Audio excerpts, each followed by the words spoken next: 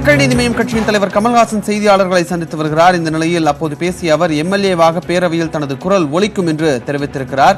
எதிர்வரக்கூடிய இந்த சட்டமன்ற தேர்தலில் போட்டியிடப் போவதாக கமல்ஹாசன் அறிவித்திருக்கிறார். அது தொடர்பான முக்கிய செய்தியை பார்த்துக் கொண்டிருக்கிறோம்.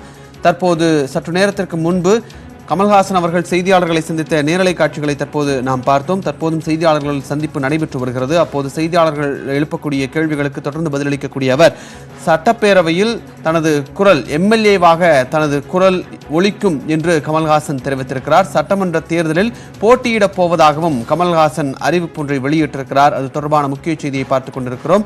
எதிர்வரக்கூடிய சட்டமன்ற தேர்தலில் கமல்ஹாசன் அவர்கள் போட்டியிடுவாரா என்ற கேள்வி எழுந்திருந்த நிலையில் அதற்கு விடையளிக்கும் விதமாக சட்டமன்ற தேர்தலில் தான் உறுதியாக போட்டியிடப் போவதாக கமல்ஹாசன் தெரிவித்திருக்கிறார். சட்டப்பேரவையில் எம்எல்ஏவாக தனது குரல் ஒலிக்கும் என்றும் அவர் தெரிவித்திருக்கிறார். மக்கள் நீதி மய்யம் கட்சியின் சார்பில் அவர் போட்டியிடுகிறார். எந்த தொகுதியில் போட்டியிட போகிறார் என்பதை விரைவில் தேர்தல் நேரத்தில் அறிவிக்கப் போவதாகவும் அவர் தெரிவித்திருக்கிறார். சட்டமன்ற தேர்தலில் போட்டியிடப் போவது உறுதி என்று கமல்ஹாசன் அறிவிப்பு ஒன்றை வெளியிட்டிருக்கிறார். அது தொடர்பான முக்கிய செய்தியை தற்போது நாம் பார்த்துக் கொண்டிருக்கிறோம்.